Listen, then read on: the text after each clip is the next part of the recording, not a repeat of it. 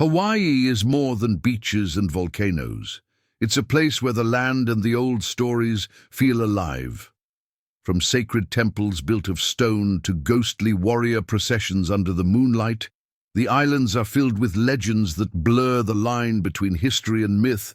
These mysteries reveal a Hawaii that is ancient, powerful, and still full of unanswered questions. Menehune legends. When we look at Hawaii today with its mix of resorts, highways, and bustling neighborhoods, it's hard to picture what the islands were like hundreds of years ago. Back then, the land was quieter, more open, and filled with stories passed down by word of mouth. Among these stories, none stand out more than the legends of the Menehune. These mysterious little people, often described as shy but incredibly skilled builders, hold a special place in Hawaiian folklore. Their tale isn't just about magic, it's about an old memory, maybe even a hint of a forgotten people who lived here long before the world we know. The Menehune are often described as being small in size, no taller than 3'' but strong, quick and clever. They weren't like the spirits or gods that also fill Hawaiian mythology. Instead, they were thought to be real beings, living deep in the forests and valleys, away from human eyes. Some say they lived in hidden villages, working together at night to build things too impressive for ordinary people to accomplish. The most famous part of their legend is that if a project wasn't finished before the sun rose, the Menehune would abandon it, leaving behind half-built walls or ponds. That detail alone has fueled curiosity because in Hawaii there really are old stone structures and fish ponds that seem to appear out of nowhere, their origins uncertain. One of the best-known examples is the Menehune fish pond on Kauai, sometimes called Alakoko. Local tradition says the Menehune built it in a single night, carrying stones from miles away and stacking them into perfectly fitted walls. Today, you can still see this massive pond stretching across a wide space with walls several feet thick. When you stand there, it's easy to imagine how overwhelming the work would have been for any small group of people, especially without metal tools or machines. That's what keeps the mystery alive. Was it really the Menehune who did it, or was the story created later to explain something so remarkable? The idea of the Menehune isn't just tied to a single fish pond. On different islands, there are stories of stone walls, ditches, and temples credited to them. For instance, certain trails that cut through rough terrain are said to have been cleared by Menehune so people could cross more easily. In another tale, a chief demanded a water ditch to irrigate his taro. Fields. The Menehune supposedly formed a human chain, passing stones hand to hand over many miles until the job was done before sunrise. These stories all share the same pattern: extraordinary feats done in secret and always under the cover of night. But who were the Mena really? Some believe they were never real, only a myth created to entertain or teach lessons. Others think the legends may point back to early settlers who came to Hawaii before the main Polynesian migrations. These early people could have been smaller in stature and later pushed into remote valleys when larger groups arrived. Over time, their memory may have turned into the legends of the Menehune, exaggerating their size and abilities until they became magical. This idea isn't proven, but it's not impossible either. Folklore often grows from some seed of truth. For Hawaiians, the Menehune also represent something more than builders. They symbolize the unseen forces of the islands, the mysteries in the land itself, the deep valleys, the misty mountains, the forests that seem to whisper. All of these places are tied to the Menehune. People once believed that if you wandered too far into the wild, you might stumble across them, though they would likely vanish before you could get too close. Some even say the Menehune could be mischievous, playing tricks or hiding things, though not in a harmful way. Visiting sites tied to the Menehune today gives a mix of feelings. The fish pond on Kauai, for example, is a protected historic site. On the positive side, it's been preserved, and you can stand near it and take in the beauty of something that has lasted centuries. The walls are still solid, and the pond is still connected to the tides, a sign of clever engineering. On the negative side, though, access is limited, and the area around it has been touched by modern development. Roads and buildings now sit not far away, and the quiet that once surrounded it has faded. It's still impressive, but it doesn't carry the same sense of mystery it probably had when it sat alone in untouched land. Some other Manahuni sites don't have the same protection. Rock structures hidden in valleys sometimes get overgrown with plants, forgotten or ignored.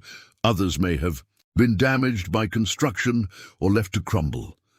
That's one of the challenges with legends. They can make a place feel important in memory, but without care, the physical evidence can disappear. When I think about the Menehune, I find myself caught between two sides. On one hand, I love the idea that they might have been real, a lost people whose stories turned into myths.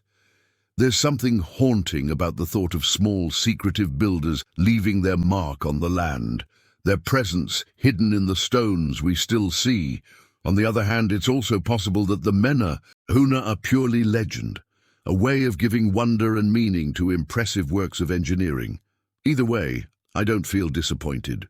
Whether they existed in flesh and blood or only in the imagination, they show how people in the past tried to explain the world around them. For me, that's just as powerful. Walking near the Menehune fish pond today, you feel a mix of the old and the new. The stone walls rise above the water, strong after hundreds of years, and you can see birds flying overhead while the water ripples below. But you also hear cars on the road nearby, and houses aren't far away. The balance between preserving the past and living in the present is always visible. It makes you realize how fragile stories can be, how easily mystery can be buried under modern life. Yet, despite all the changes, the Menehune remain part of Hawaii's identity. Tour guides still tell their stories, children still hear about them in school, and visitors still stop to wonder if perhaps, just perhaps, something small and unseen still lingers in the valleys at night. The legend may have shifted from belief to folklore, but it hasn't disappeared. In the end, the Menehune stand as a reminder that Hawaii isn't just beaches and vacations. It's a place where the past still whispers, where stones and stories hold secrets that aren't fully solved. Maybe they were real, maybe not. But as long as the fish pond walls stand and the tales are told, the Menehune live on in a way that's just as enduring as stone. Present-day conditions at the sites connected to the Menehune reflect this mixture of care and challenge. Some, like the fish pond at Alacoco, are preserved and still awe visitors with their structure. They give a positive glimpse of the past and show what careful preservation can achieve. Others, though, are hidden or neglected, overshadowed by modern growth. My neutral view is that while we may never know the truth of the money, the effort to protect these sites is worth it. They connect us to the mystery, whether it's real history or legend, and that connection is what makes Hawaii's culture so unique. Petroglyph fields scattered across the lava rock landscapes of Hawaii. There are fields etched with images that seem to speak from another time. These are the petroglyph fields, places where ancient Hawaiians carved symbols, figures, and patterns directly into the stone. Walking among them today feels like standing in a gallery where the artists have long since vanished, leaving behind marks that still puzzle us. Some of the carvings are simple stick figures, circles or dots, while others are more complex, showing canoes, animals, or geometric designs. What they all have in common is mystery. We don't know exactly why they were made or what all of them mean, and that uncertainty is part of what makes them so fascinating. The petroglyphs are not isolated to one island. They can be found on the Big Island, Maui, Machai, Oahu, and others. though the largest and most famous concentrations are on the Big Island. The Puloa petroglyphs, for instance, near Hawaii Volcanoes National Park, cover a massive field with thousands of carvings. Imagine walking across hardened lava and noticing that the black rock is cut with hundreds upon hundreds of small figures. It's humbling, because you realize someone once knelt there, carving with stone tools, marking something important enough to last centuries. Another well-known field is Waloa, on the Kona coast, where the carvings seem to stretch endlessly across the lava plain, almost like a story written without words. What makes these petroglyphs so interesting is the wide range of interpretations. Some scholars suggest they were tied to family or genealogy. Many of the carvings are simple circles or holes which could have represented people, perhaps births, lineages, or even the act of someone leaving their mark on the land. Others show human-like figures in motion, which may have been linked to spiritual practices or storytelling. Canoes carved into stone may point to voyages honoring the central role of the ocean in Hawaiian life.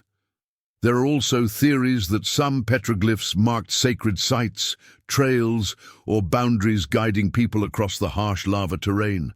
Still, despite all the study, no single explanation captures it all. The carvings likely had different meanings in different times and places. That uncertainty is what gives the fields their aura of mystery. You look at the simple grooves in the rock, and your imagination begins to fill in the blanks. Were these messages, prayers, or just artistic expressions?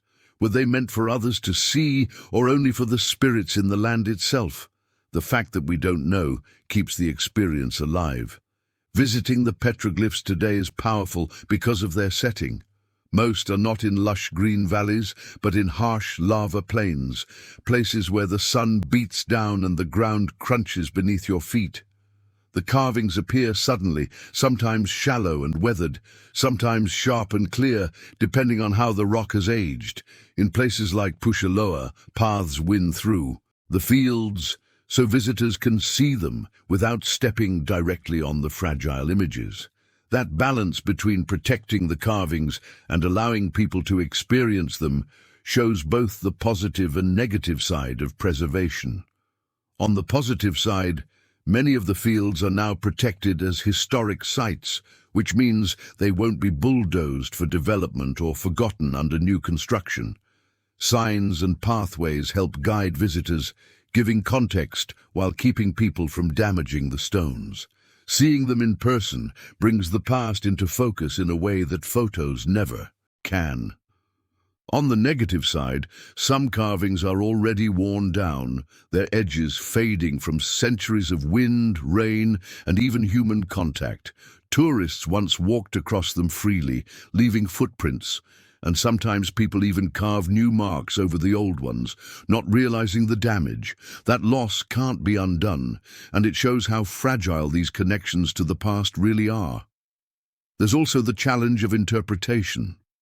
While many people are fascinated by the carvings, there's a tendency for outsiders to project their own ideas onto them, calling them messages or codes when they might have had very different cultural meanings. That kind of guessing can blur the original context. At the same time, some Hawaiians feel a deep connection to the petroglyphs as part of their heritage. For them, it isn't just about mystery. It's about respect, about understanding that these symbols hold spiritual weight, even if their exact meanings are no longer fully known. Personally, I find the petroglyph fields to be some of the most moving places in Hawaii. Unlike temples or heiau, which are large and obvious, petroglyphs feel quiet and personal. Each carving could represent an individual moment, an act of expression by someone whose name we'll never know. Standing there, you can almost picture families gathered marking a birth or honoring an event. At the same time, I try to keep a neutral perspective. While I'm drawn to the idea of deep symbolic meaning, I also accept that some carvings may have been simple, everyday marks without grand intent. To me, that mix makes them even more human, some meaningful, some casual, but all part of life. Another striking thing is how well the petroglyphs blend with the land itself. They're not separate monuments, not built up or towering. Instead, they're etched into the same lava that makes up the islands, as if the people were writing directly into the skin of the earth. That choice feels intentional, like an acknowledgement of the land as living and sacred. When you see them in sunlight, the carvings cast small shadows that bring the figures into relief. At sunset, the light softens and the petroglyphs seem to fade, reminding you how tied they are to natural cycles. Today, the experience of visiting depends on where you go. At Plo, wooden boardwalks protect the carvings, allowing you to walk above them and look down. It's organized, accessible, and clearly marked. A positive for preservation, but also a bit limiting since you can't wander freely. At Waloa, you can still walk closer to the stones, but that freedom comes with the risk of people not treating the site carefully. Some smaller fields on less visited islands are overgrown or little known, which keeps them safe from crowds, but also means they might fade into obscurity. The present situation, then, is a mix. The petroglyphs are better protected now than they once were, with awareness growing about their importance. That's a good sign for the future because it means fewer will be lost to carelessness. Yet they remain vulnerable to time and nature. Lava rock erodes, and once a carving is gone, it can't be replaced. Development is always a concern, too. Hawaii is constantly growing, and protecting cultural sites often competes with building roads, homes, or resorts. In my view, the petroglyphs remind us how thin the line is between the past and the present. They are fragile, simple marks, yet they've outlasted countless generations. To me, their mystery isn't just about what they mean, but about how they make you feel when you stand among them, aware that someone long ago stood in the same spot, carving into the same stone. That sense of shared space across time is rare, and it's worth preserving, even if we never solve all the mysteries. Right now, if you visit the petroglyph fields, you'll find both positives and negatives. You'll see pathways and signs that guide you respectfully through the ancient art. You'll feel the heat of the lava fields, the crunch underfoot, and the silence that lets you focus on the carvings.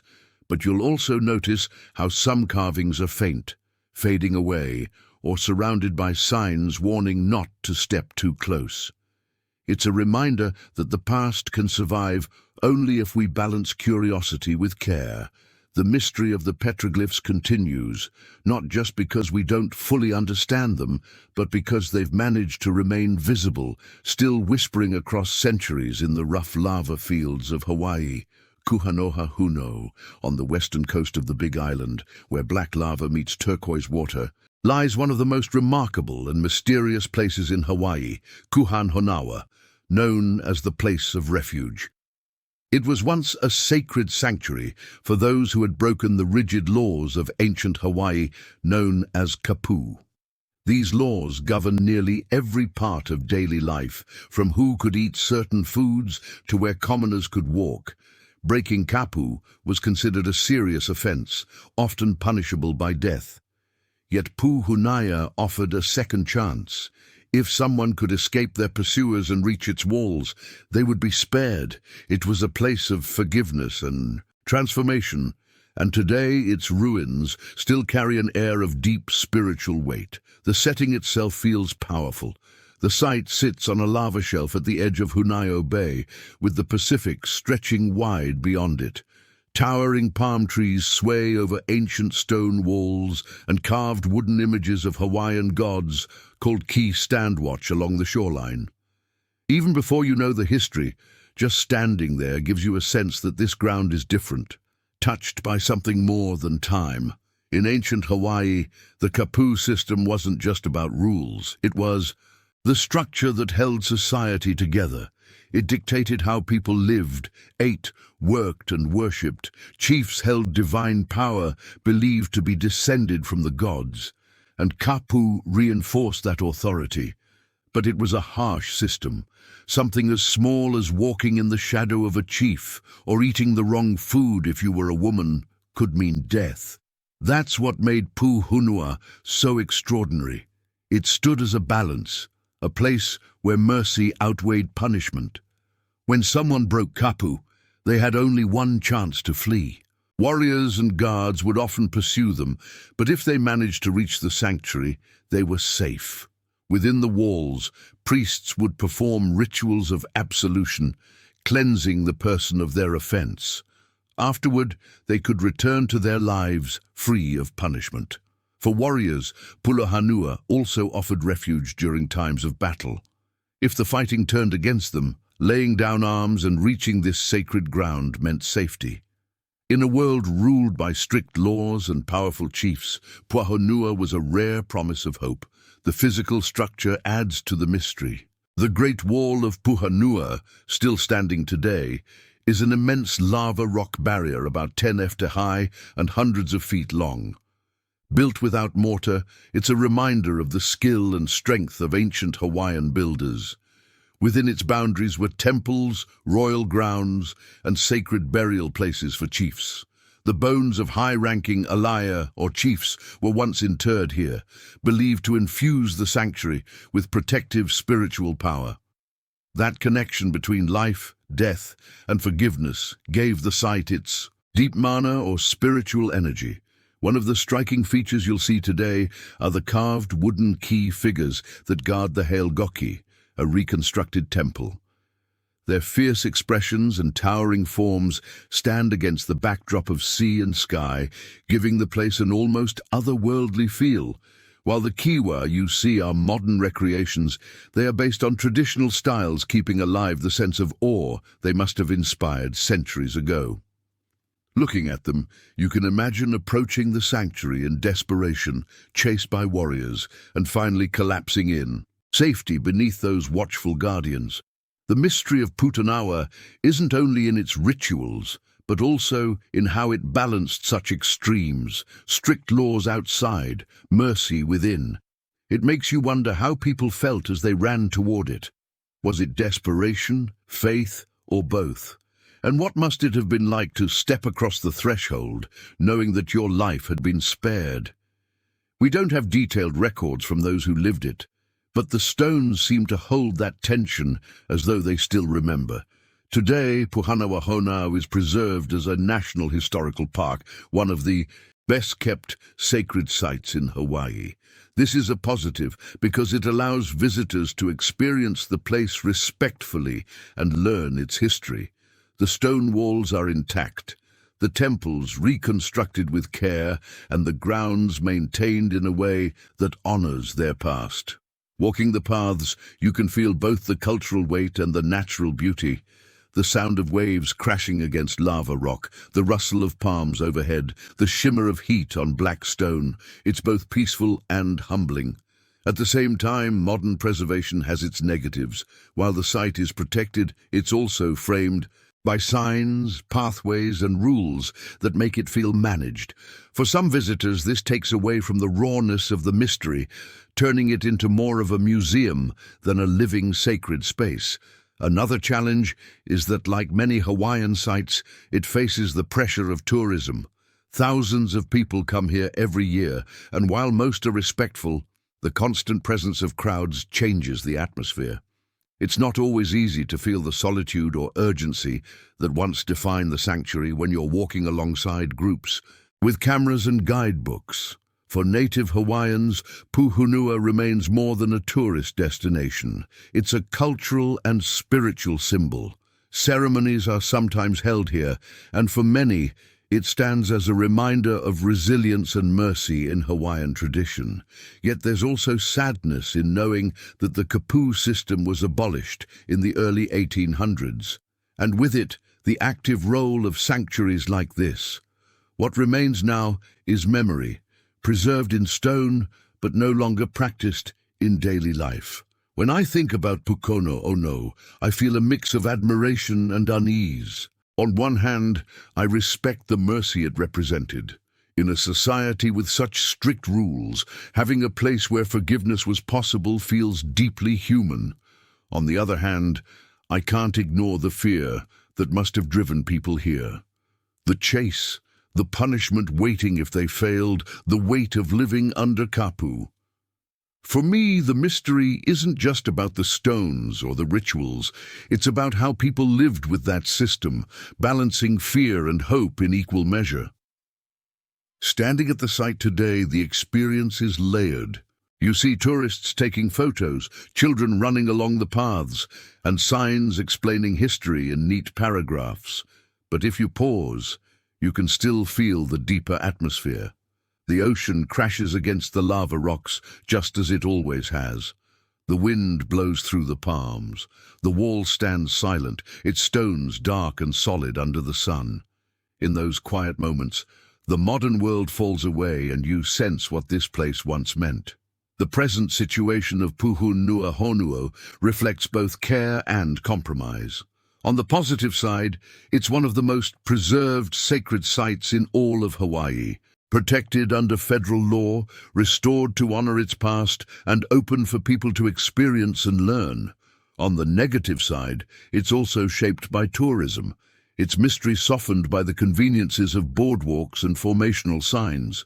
Still, its essence endures. The balance of fear and mercy, the strength of forgiveness, and the memory of lives saved within its walls continue to echo. For me, Puhunua is a reminder that even in the strictest, most unforgiving systems, there was space for compassion. That message feels timeless, whether you believe in the mana of the chief's bones or simply in the power of human forgiveness. The site still carries its lesson. It may no longer serve as a true refuge, but it remains a sanctuary in spirit, a place where history and humanity meet on the edge of the sea. Volcano Goddess Pele. If there is one figure who embodies the spirit of Hawaii more than any other, it is Pele, the goddess of fire, lightning, and volcanoes. Her presence is woven into the land itself, shaping the islands with her eruptions and her unrelenting energy. Pele is not just a character in mythology. She is seen as alive, a force you can feel when standing near the lava flows or hearing the thunderous rumble of the earth beneath your feet. For centuries, Hawaiians have treated her with respect and awe, believing she has the power to create and destroy in equal measure. Her story is not simply one of myth, but of deep connection between people and nature.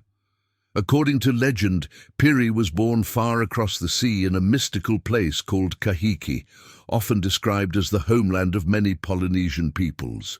She was one of many children of Hameha, the goddess of fertility, and Kane Malohai, a powerful god. From the start, Piri was known for her fiery nature.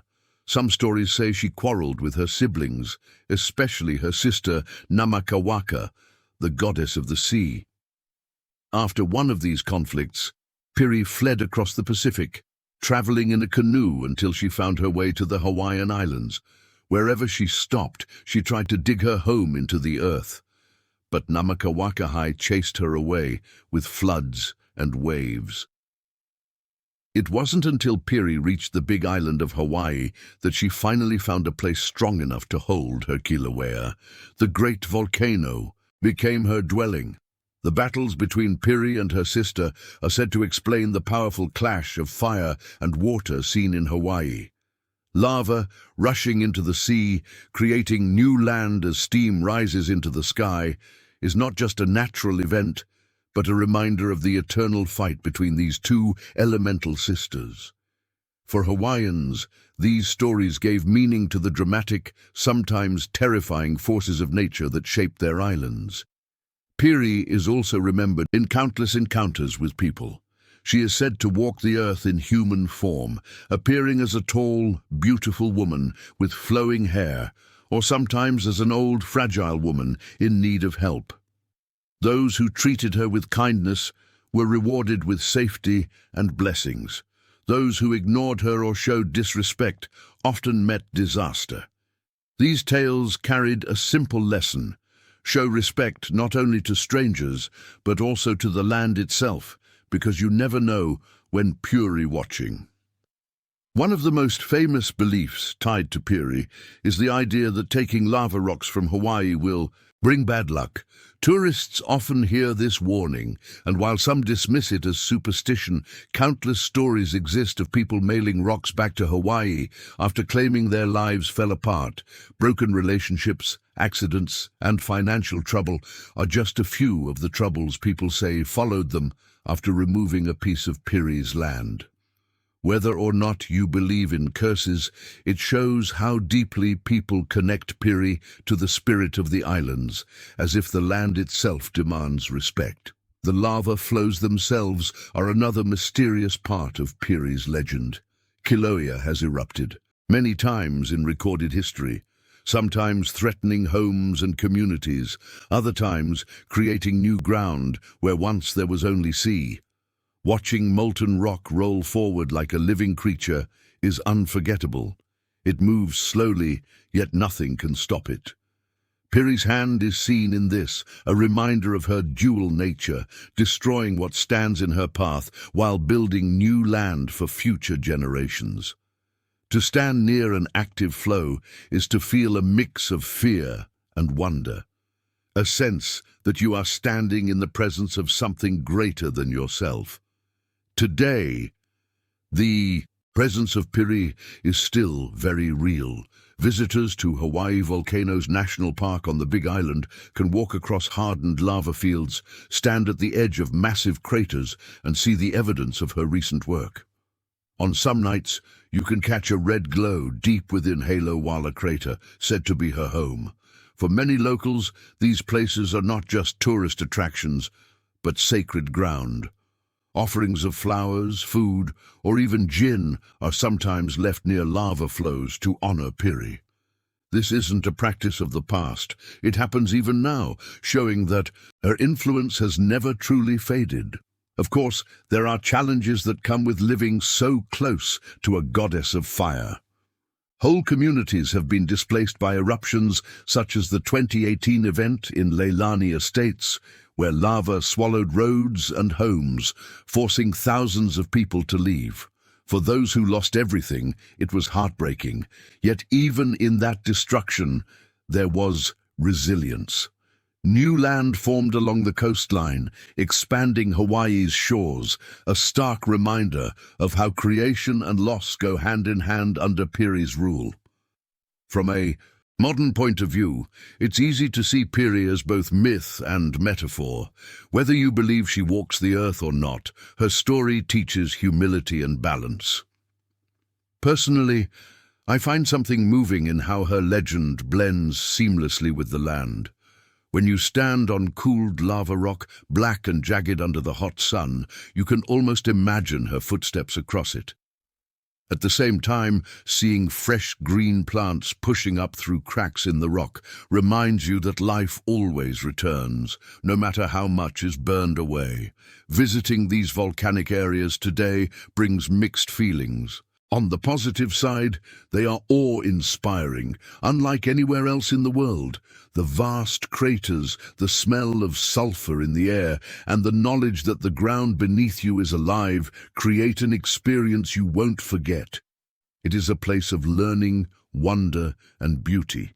But there are negatives too. The air can be harsh, and the constant threat of eruptions makes life unpredictable for residents. Tourism has also put pressure on these fragile environments, sometimes leading to disrespectful behavior that frustrates locals who see these lands as sacred. In the present situation, Hawaii Volcanoes National Park continues to be a protected site where people can learn about Piri and witness her work up close. Scientists monitor the volcanoes carefully, trying to predict eruptions and keep communities safe. Local traditions remain alive, with cultural ceremonies honoring Piri still held near her craters. The land is both dangerous and breathtaking, constantly changing under her influence. Standing there today, you feel both small and connected, aware that the same power that threatens homes also builds the very ground beneath your feet. Piri is more than just a goddess from old stories. She is the living fire of Hawaii itself. Her legend endures because it feels true in a way science alone cannot capture. Whether you call her myth, spirit, or force of nature, Piri remains the heart of Hawaii, a reminder that creation and destruction are often two sides of the same flame. Hawaiian night marches.